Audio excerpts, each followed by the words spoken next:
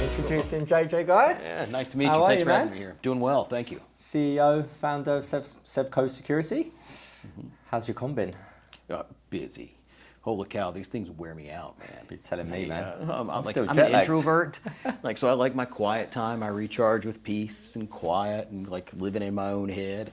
And this whole like going from 7 a.m. from a breakfast meeting into meetings all day long, back to back to back, and then like 3 happy hours that you have to bounce through, and then a dinner after that doesn't end until 10 o'clock. Oh, whew. You're kicking. We Wears look me all right. out. Yeah. Where'd you fly in from? Where'd you live? Texas. I'm based out of the Austin area. Okay, cool. Are you headquartered there or? Yeah, we call Austin headquarters, but we're a fully remote team. We're a COVID baby. I mean, we were founded May the 4th, 2020. I was raised in, matter of fact, the seed round here at RSA. We started in February 2020. Yeah. Right before the lockdown. So that was the first hiccup we had to endure of many other things. Yeah, nice. So, ex-government hacker, ex-paintballer as well, I was told. Yeah. Yeah. that's a fact many people don't know. Like, how do you want to cover that one? Yeah, I've actually spoken to Brian Consos, so he gave me that insight. Nice. Yeah, so I've had Brian on the show in the past. So I asked for some fun facts, and he said that. But I think the elite government hacker was most exciting for me. But look, with all my guests, JJ, we take it right back and just sort of how you got in the industry and go from there. Yeah, I mean, so I was lucky. I went to school in Air Force RTC scholarship, so I owed them 4 years out of school. That was a great setup for me. I mean, zero regrets. But I was lucky to get involved in cybersecurity, and that was '99. So it was the very early days of cybersecurity. And at the time, the Air Force was battling what we now call the advanced persistent threat and targeted attacks, all the nation states that were doing intelligence collection activities. And even back then in the early 2000s, we were wrestling with like how to operate the networks, knowing that we couldn't keep the bad guys out, what we now call the inevitability of compromise. And it wasn't until, 2012, 2013, 2014 that, as a commercial industry, we started to recognize those same challenges. How long did you spend in the military? So I was in the federal service for about 12 years. 6 years, 5.5 years down in San Antonio, with what was at the time the Air Force Information Warfare Center. And then I spent another 7 years in DC with the intelligence community doing all the offensive cyber operations. Love it. And then after the military, what was the gig?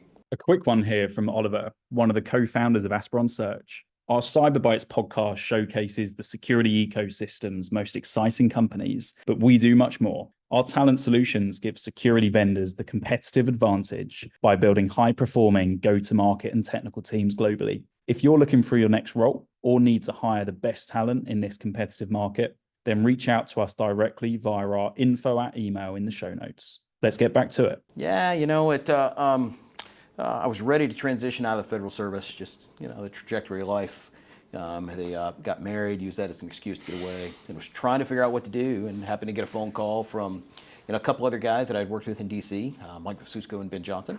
They were in the midst of raising a venture capital round for a little company called Carbon Black. Yeah. And they knew I was in transition.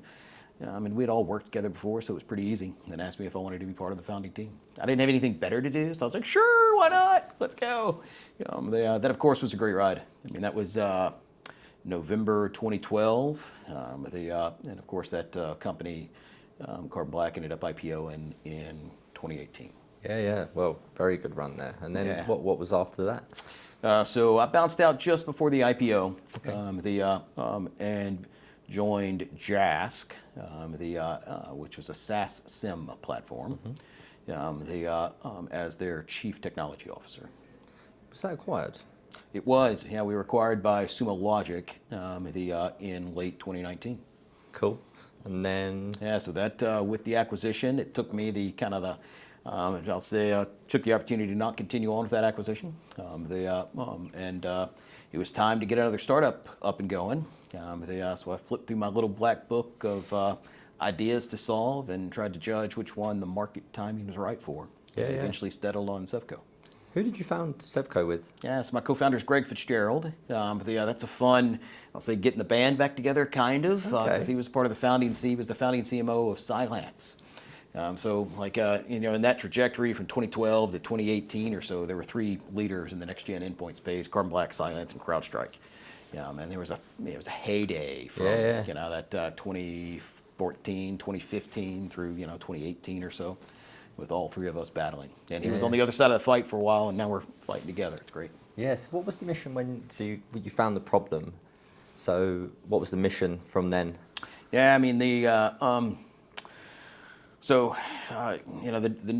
the little black book of ideas, one of the things that I've long thought the next big renaissance in cybersecurity is going to be, or the next big thing in cybersecurity is going to be a renaissance in basic IT practices. I spent 12 years breaking into networks for a living. So not only was I having to deal with the inevitability of compromise, 12 years before the commercial sector. So that helped me just get a little bit of a head start on just mentally how to grapple with all these kinds of things. Having spent 12 years breaking into networks with the full resource of the United States government at my disposal, helped me appreciate which problems were most important. Certainly over the course of the last decade or so, I've been frustrated that we've gotten a little too distracted with bells and whistles, so to speak, in cybersecurity. New algorithms, new this, new that. Getting distracted by the sexy attacker. Meanwhile, we're ignoring the basic blocking and tackling of just core IT operations. But I've also learned as a startup guys, it doesn't matter how right your ideas are, unless there's critical mass of industry that agrees with you. They are also ready to invest their precious resources into solving that problem. Then you don't yet have a scalable business. So I've been waiting on the opportunity to open for, call it almost an IT company founded by a bunch of security guys. And judged back in 2019 the time to be open. How long has Sevco been running now? Yeah, so start date was May the 4th, 2020, when we finally got all the documents and funding in place and the team up and launched. So we're Star Wars, baby, and we'll forever be that. May the 4th be with you. That's good. And we've been, that's just past our 4th birthday. Yeah, I love it. And 2022, he was RSA Sandbox. He was actually here on stage, right? Yeah, I was. That was a great opportunity to stand up and preach the Sevco story in front of a very large audience. That was a lot of fun. How was that as an experience? Oh, dude, it's amazing. It's not often. My great grandfather was a Baptist preacher. So I inherited a lot of his fun and energy of being able to stand up on stage and just let loose and preach the gospel. But it's not often that I get the opportunity to do that. Like in a normal Zoom presentation, nobody wants you to let loose. They just want to get the brass tacks. And even if in the speaking slots, at RSA or Black Hat or any of those others, people want to hear information. They want to process it. I intend to adopt a more cerebral, thoughtful tone. But that, in a furious 3 minutes of getting everybody fired up, gave me the opportunity to let loose. And my team internally gets a chance to see that pretty often. Because firing up the team and getting everybody excited is part of the job. Yeah, amazing. When you was actually doing that experience, for any founders that are listening to this, so what advice would you give to anyone that is potentially going to apply and go on the Sandbox competition? Yeah, so we spent a lot of time thinking through that strategically of what's the goal. One of the first questions we ask ourselves is, what's our objective? And the natural inclination of everybody is well, I want to win. Of course, it's a competition. There's 10 other startups up there on stage, and they're going to select one winner, and you want to be that one. And don't get me wrong, there's a lot of benefits to winning. But as you go deconstruct, study the RSA Sandbox as an institution, and their motivations and goals. There's a lot of factors that influence their selection. Prior winners, the different segments of the market, the current hype cycle, and what's hot. And the Sandbox has to, as an institution, has to select the right winners in every different category, not miss one, not select the wrong one in order to maintain its reputation. And all of those things are bigger than the startups that are involved. And it's as much about the segment and the time. Yeah. Yeah. For us, just because you went through all that decision calculus, we judged that the likelihood of winning was pretty low. And honestly, that was freeing, because then you said, well, I don't have to win. I just have to preach to the crowd. Yeah, yeah. Like, the audience is the target, and I want them to remember Sevco, which is even more opportunity for me to let loose and preach the gospel. It was fun. Yeah, I bet. Can you tell us a little bit more about Sevco then? Yeah, so you heard the bones of it. The overall foundational problem was a renaissance in basic IT. Over the course of the last decade, as we've recognized the inevitability of compromise, security has shifted from a compliance-oriented activity to one that is outcomes-driven, of results-driven, solving problems instead of just running a process. We've invested a lot in protection, detection, and response. But we're now reaching the point of diminishing returns, where continued investment in protection, detection, response won't see the same kind of gains that we had seen, because we're built on a weak foundation. What's at the beginning of the NIST cybersecurity framework and a continuous process of protection, detection, and response? Identify. Now, security teams haven't paid a lot of attention to identify because it's owned by IT. And those are two separate camps. And while security teams have matured a lot over the course of the last decade, they gained a lot of operational discipline. Since we split IT and security back in the compliance days, and thought of security teams as third-party validation over the top of the activities of security, IT has not matured at the overall same rates. In the midst of all the different problems that we had to address, nobody was, the political dynamics of crossing the aisle and dealing with what were IT problems was just too hard. Now we're reaching the point where security leaders are recognizing that like CISOs today are accountable for all the devices inside the organization and the security thereof, but they don't have a list of those devices to even know what they are. Who's responsible for giving them that list? IT. Yeah. So that creates this real challenge inside organizations. Add to that, as part of Carbon Black, one of the experiences I had that was pretty painful was, probably the most poignant was when we get a phone call and somebody had been breached. One of our customers had been breached, and then they accused us of our endpoint agent missing the attack. And you can imagine, how difficult that situation was.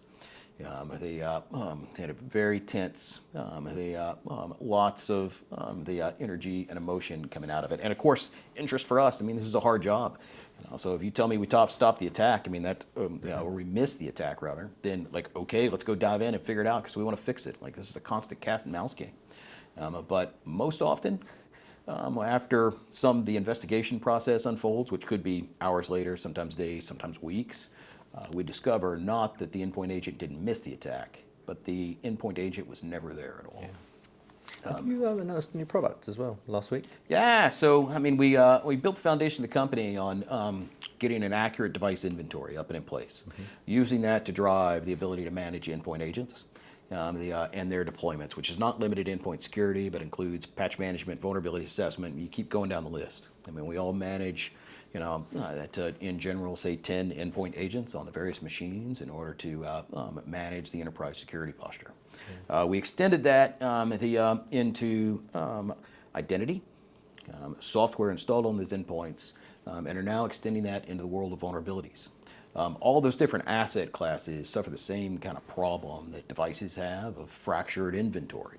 It's not that we don't have an inventory of those various asset classes, it's that we've got a dozen, and they all say something different.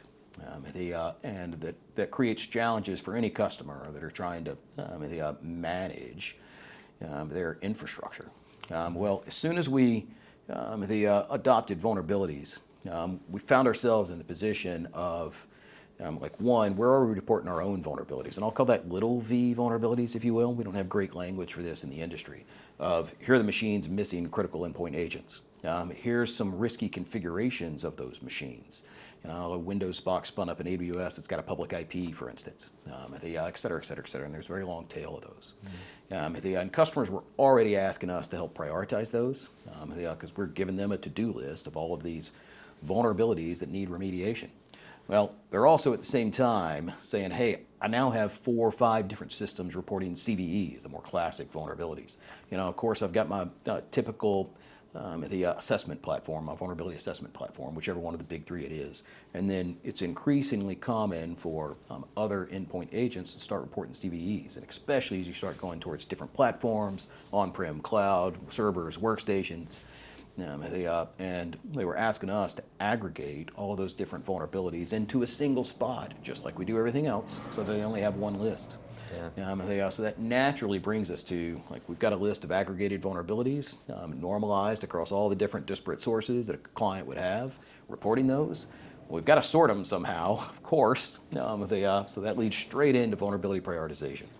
And of course, we can carry forward the technical severity of anything in the CVE world, enrich that with our own, the CISA KEV rankings or whatever is the state of the art with EPSS and CVSS and all the like. But when it comes to business context prioritization, since we're built on top of an asset inventory, we've got the best business context prioritization in the business that can blow the current state of the art out of the water. How are you staying up to date with all of, considering, well, even in your career, I can imagine the evolution of the threat landscape. How are you guys keeping up to date with, it just seems increased attack vectors from, it's just chaos out there at the moment. How are you keeping up to date with that? Yeah, that there's no silver bullet to that kind of problem. The most important thing for us is staying real close to our customers, and then being very crystal clear about what problems we solve, and where we can help and where we can't. One of the interesting dynamics of this particular product is, we're solving a problem of bad data. Customers have all these different inventories of all these different asset classes, and they're all disparate. They've all got noise in them, and they just want a single source of truth that they can depend on and trust, and then build on top of. As we consolidate and aggregate all those inventories together, part of the real challenge for us is for that to be accurate. And if we're not accurate in deduplicating the results from all those different sources, then we're just adding to the problem, making more noise for the customers to sift through. And nobody wants that. So we've had to be very focused about what we pull into scope, and the problems that we take responsibility for. And then if we take responsibility for it, we take that seriously. And within the scope of that responsibility then, here's the other dynamic that's super, say, interesting for me. It's my 3rd startup. Carbon Black was, and this is the hardest, of those 3 startups, this is the hardest product to design. Carbon Black was a next generation, we invented endpoint telemetry. It didn't exist before Carbon Black. And that initial design process took a lot of time, care, and thought, and we were using it actively on incident response engagements before releasing it to the world, and we iterated a lot. But we got that mostly right, and I'm proud of what we were able to accomplish there. We were imitated by every product on the face of the planet, every endpoint product at least, over the course of the next 5 years. And I take that as a feather in my cap of a job well done. We talk about moving the needle on industry, there we go. And then JASK was the first SaaS SIEM. This was before Sentinel and Chronicle were a thing. But the execution of that was relatively straightforward. Everybody knows what a SIEM needs to do. Just please get it up into the cloud, modernize it, make it not suck. And that was a relatively straightforward design process.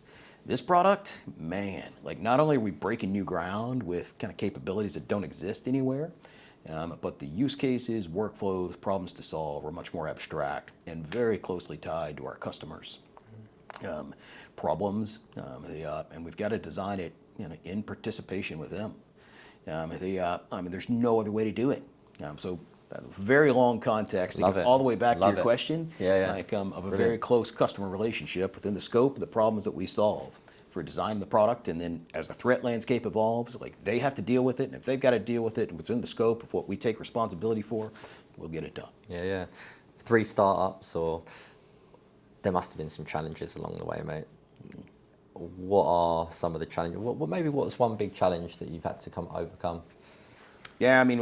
The biggest one is the middle of a business cycle. I mean, that, and the, complicated macroeconomic condition.